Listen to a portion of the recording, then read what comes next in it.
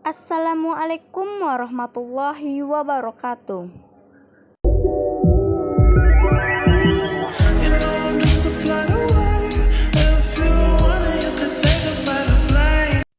Buat teman-teman jangan lupa like, komen, dan subscribe. Terima kasih. Selamat menonton.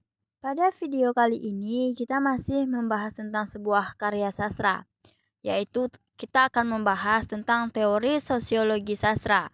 Bagi teman-teman yang belum tahu apa itu teori sosiologi, simak terus ya videonya. Sosiologi sastra merupakan kajian ilmiah dan objektif mengenai manusia dalam masyarakat, mengenai lembaga dan proses sosial. Sastra sebagai lembaga sosial yang menggunakan bahasa sebagai mediumnya, karena bahasa merupakan wujud dari ungkapan sosial yang menampilkan gambar kehidupan.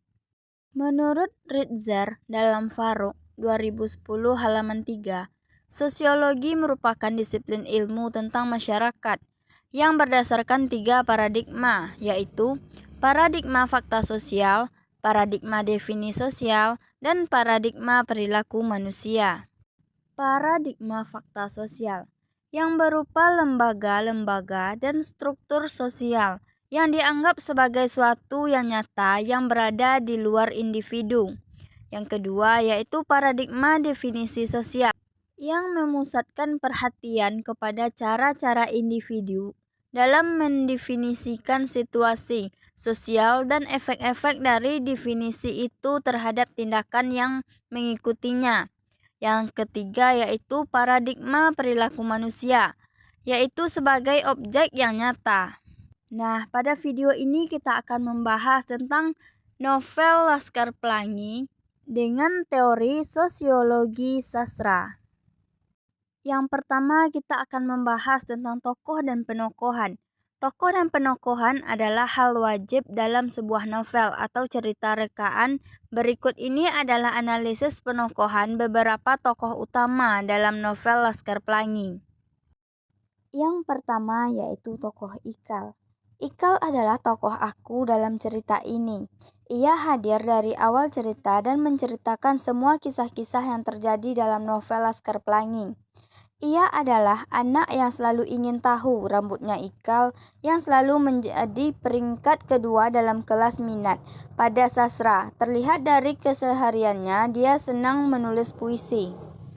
Yang kedua yaitu tokoh Lintang. Lintang adalah anak jenius yang selalu mendapatkan peringkat 1. Lintang telah menunjukkan minat besar untuk bersekolah semenjak hari pertama berada di sekolah. Ia selalu aktif di dalam kelas dan memiliki cita-cita sebagai ahli matematika. Yang ketiga yaitu tokoh Mahar. Mahar digambarkan sebagai pria tampan bertubuh kurus dan memiliki bakat dan minat yang sangat besar pada seni. Lanjut pada tokoh tambahan. Tidak lengkap jika sebuah cerita hanya dihuni oleh tokoh-tokoh utama. Ada beberapa tokoh tambahan yang diciptakan oleh pengarang untuk membantu para tokoh utama sehingga membuat cerita dalam novel berkembang. Tokoh tambahannya yaitu yang pertama yaitu Bu Muslimah. Bu Mus adalah satu-satunya guru perempuan di sekolah Muhammadiyah. Dia adalah ibunda guru bagi Laskar Pelangi. Wanita ini lembut dan merupakan guru yang paling berharga bagi mereka. Yang kedua yaitu Flow. Berbeda dengan tokoh-tokoh yang lain, Flow adalah anak orang kaya yang tomboy dan sangat terobsesi dengan dunia gelap. Ia bersekolah di PN, kemudian pindah ke sekolah Muhammadiyah karena ingin dekat dengan Mahar dan menjalin hobinya tentang dunia gelap bersama Mahar. Dia pun adalah tokoh terakhir yang muncul sebagai bagian dari novel Laskar Pelangi. Lanjut pada situasi sosial. Interaksi sosial adalah kunci dari semua kehidupan sosial. Tanpa interaksi sosial tidak ada kemungkinan ada kehidupan bersama. Dalam novel Laskar Pelangi terdapat realitas sosial yang mengacu pada masalah sosial. Masalah sosial yang ada dalam novel Laskar Pelangi disebabkan oleh faktor ekonomi dan faktor kebudayaan. Permasalahan tersebut sebagai dampak adanya interaksi sosial antar tokoh, serta antar tokoh dengan kelompok. Adapun situasi sosial dalam novel Laskar Pelangi yaitu sikap hidup dan perilaku sehari-hari para tokoh.